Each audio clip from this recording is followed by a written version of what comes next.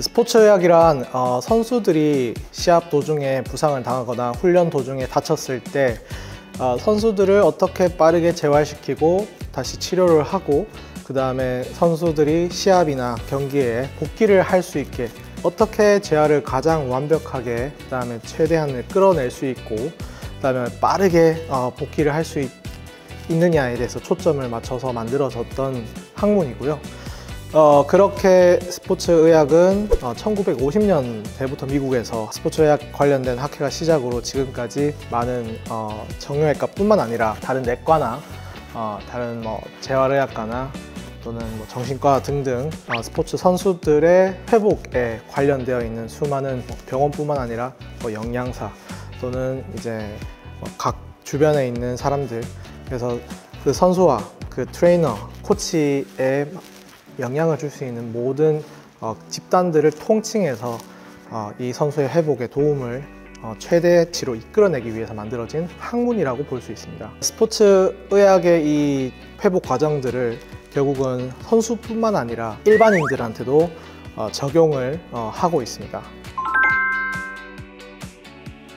네, 그래서 선수들과 이제 일반인의 치료가 다르면 이거는 안 되겠죠. 그래서 선수들이 타겟하는 그런 퍼포먼스가 어떻게 보면 일반인보다는 좀 더 높을 수는 있지만 기본적인 치료의 메커니즘하고 프로토콜들은 동일합니다. 그래서 선수들은 치료에서 더 나아가서 본인들은 이제 훈련을 더 하고 그런 트레이닝을 과정을 거쳐서 그 뒤에 이제 시합을 나갈 수 있게 하는 거고, 일반 분들은 병원에서 하는 치료의 프로토콜에서 훈련까지는 아니더라도 그 훈련에 약간 못 미치는 정도의 운동량을 마지막에는 결국 끌고 가서 그것들을 토대로 더 이상의 부상을 예방하고 그 다음에 회복을 도와준다 라고 이해를 하시면 될 것 같습니다. 스포츠의학의 가장 핵심은 아무래도 운동이라고 생각하시면 될 것 같습니다.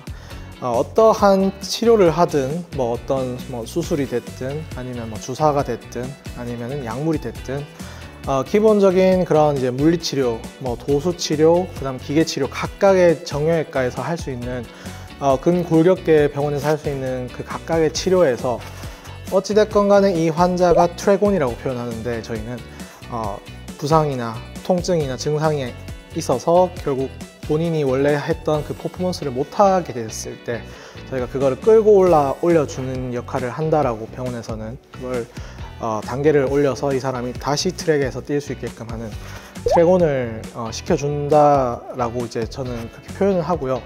트랙온을 해서 이 사람이 결국은 이 환자가 됐던 아니면 선수가 됐던 결국 이제 계속 운동을 할 수 있게 하고, 그 기본적인 운동을 통해서 그 기본적인 근력과 그 다음에 탄성과 그 가동 범위를 회복을 시켜서 다시 올 수도 있는 그런 부상을 예방하는 데까지 포커스를 맞춥니다. 그래서 스포츠 의학은 결국은 메인이 될 수 있는 키워드는 운동이라고 저는 생각합니다.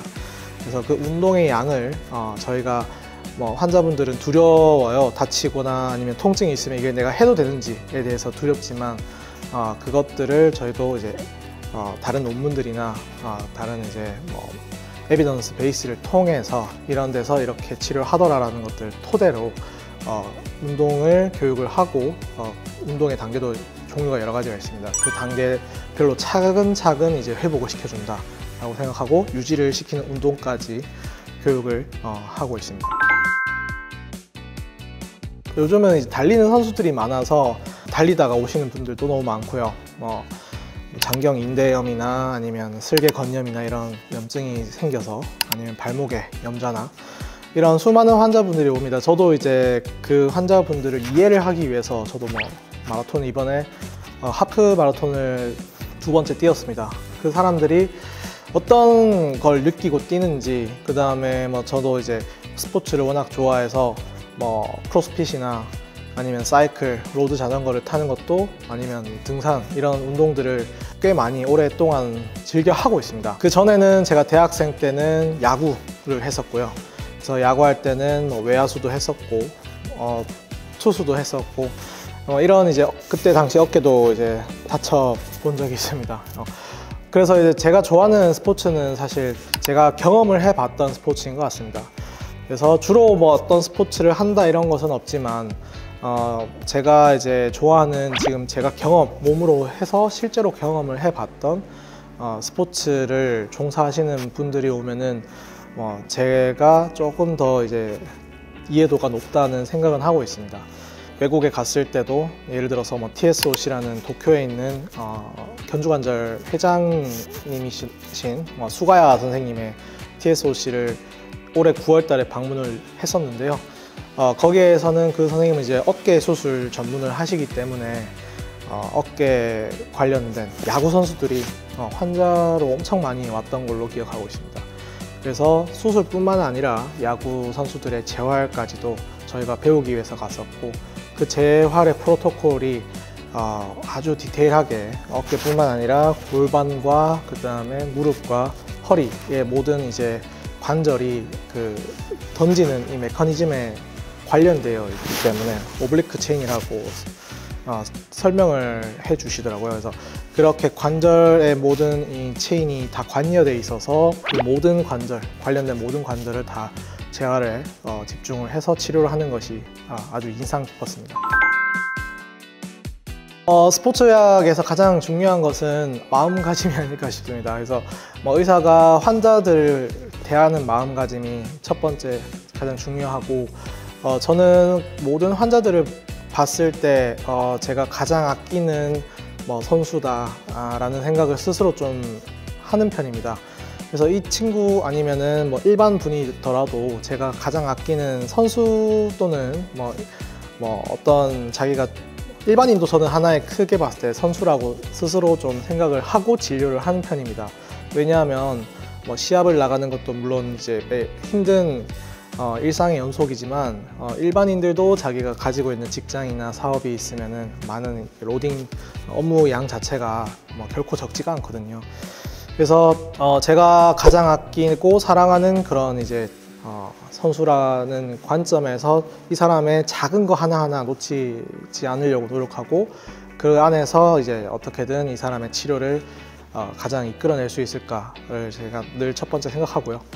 두 번째는 스포츠의학을 저는 이제 하면서 저 또한 이제 그거에 대한 이해도가 높아야 된다 생각합니다. 이론적으로도 물론 이번에 그 스포츠의학 인증 전문의 시험을 합격을 해서 전문의 자격증을 받았지만 이론적인 것뿐만 아니라 그 실질적으로 얼만큼 이게 어떤 로딩이 걸리고 우리가 실제로 내 몸으로 써보면서 이런 운동 치료가 이게 어떻게 보면 좀 위험할 수도 있겠다, 이거는 좀 괜찮겠다 라는 단계별로의 그런 로딩 자체를 매일매일 아침에 운동을, 저는 여기 출근하기 전에 아침에 운동을 하거든요. 그래서 운동을 하면서 스스로 제 몸에 어떻게 보면 테스트 아닌 테스트를 하면서 그렇게 이제 치료를 계속 생각을 하고 있습니다. 이거는 이런 것이 괜찮겠다, 적용하는 게 이거는 좀 오버하겠다 이런 생각을 하면서 매주 수요일 날 저희가 운동 치료에 대해서 그 치료사 선생님들하고 교육을 하고 있습니다. 네.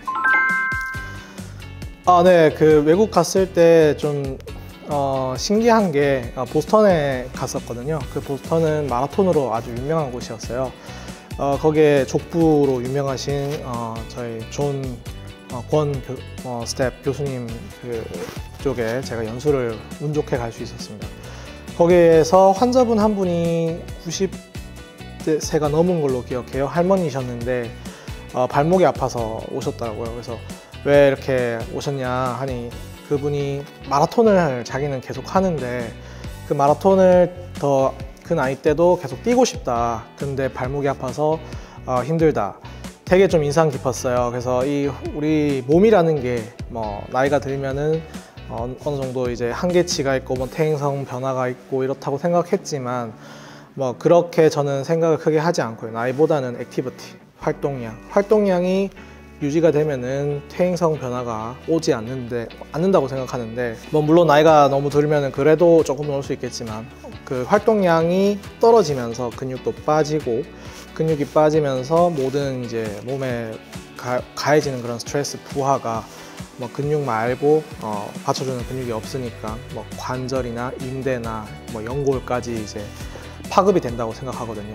그래서 그분은 결론적으로는 수술은 안 하셨지만 뭐 본적인 치료를 통해서 재활 치료를 통해서 발목 치료를 하셨고 지금은 마라톤을 잘 뛰고 계신지는 잘 모르겠지만 그분의 열정에 저는 좀 되게 놀라고 그랬었던 것 같습니다.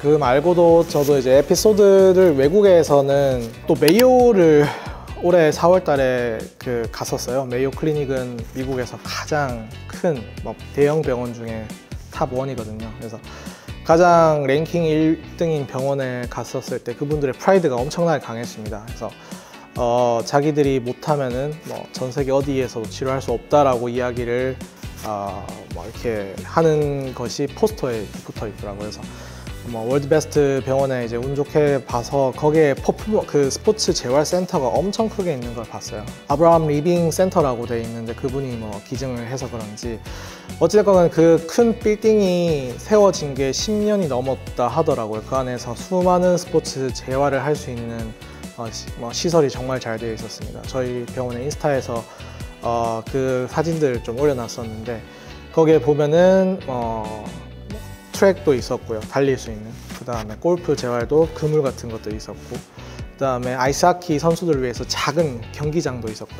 그 다음에 농구 선수를 위해서도 작은 코트가 마련되어 있었고, 그 다음에 수많은 덤벨하고 바벨하고 유산소 카디오랑 이런 시설들이 다 있고, 그 안에 옆에는 이제 그 주사, 초음파를 보면서 주사를 할 수 있는 공간이 따로 있고, 그 다음에 운동 재활을 같이 할 수 있고, 옆에 보면은 또 도수 치료까지 다 이제 또는 충격파도 중간중간에 있었습니다. 그래서 이런 식으로 돌면서 이렇게 주사가 필요하면 주사를 맞고, 그 다음에 이 사람이 처음에는 그 다음에는 이제 도수 치료 매뉴얼로 진행이 되고, 매뉴얼로는 가동 범위가 회복되면 그 다음부터는 단계적으로 이제 운동 치료를 한다. 그 운동 치료도 처음에 할 수 있는 게 아이소메트릭부터 등 장성부터 해서 컨센트릭 수축, 그 다음에 익센트릭 이완성 운동을 하고, 그게 끝나면은 등척성에서 시작해서 이렇게 가고, 그 다음에 끝나면은 등장석, 아이소토닉,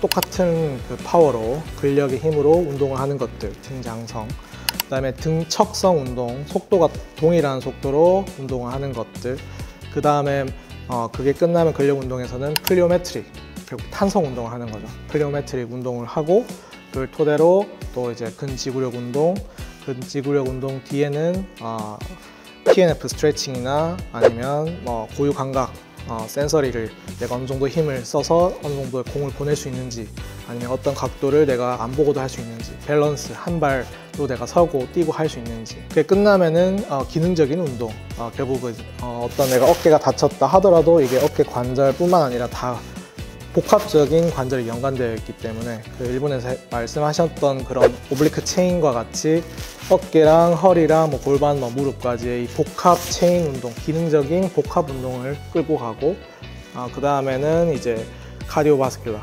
유산소 운동을 쭉 끌고 가서 마지막에 시합에 복귀시키는 이런 프로토콜들이 있습니다. 크게 8가지 저희가 기회가 돼서 방송 촬영을 했었는데 그 촬영에도 동일한 내용을 제가 실어놨습니다. 그래서 그 모든 디테일한 그 프로토콜들이 서면으로 다 수많은 시간 동안 다 연구했던 그런 디테일들을 저희가 좀 달라고 했어요. 그래서 그것도 보고 그분 재활센터장하고도 이야기를 많이 나누면서 좀 많이 배웠던 것 같습니다. 저희가 이제 의학이라는 것은 하나의 그 큰 범주에서는 공유가 되게 중요한 것 같아요. 우리나라에서도 의학이 많이 발전했지만 이것은 이제 미국과 그다음에 유럽과 그다음에 일본과 수많은 또 다른 이제 계속 그 나라만의 특색에 있는 그런 이제 의학이라는 그 카테고리가 조금 더 발전하고 조금 더 발전하기 위해서는 늘 같이 열린 마음으로 같이 이제 공유를 하고 서로 배우면서 이 과정을 빈틈이 있으면 또 채워나가는 저희 병원에 추구하는 바가 그렇게 의학의 발전에 저희가 뒤처지지 말자, 이런 게 저희가 추구하는 바이기 때문에 환자분들도 그런 것들을 저희가 치료하는 프로토콜들을 저희가 교육하는 것들을 잘 공부를 하고 같이 좀 잘 따라와 주셨으면 감사하겠습니다.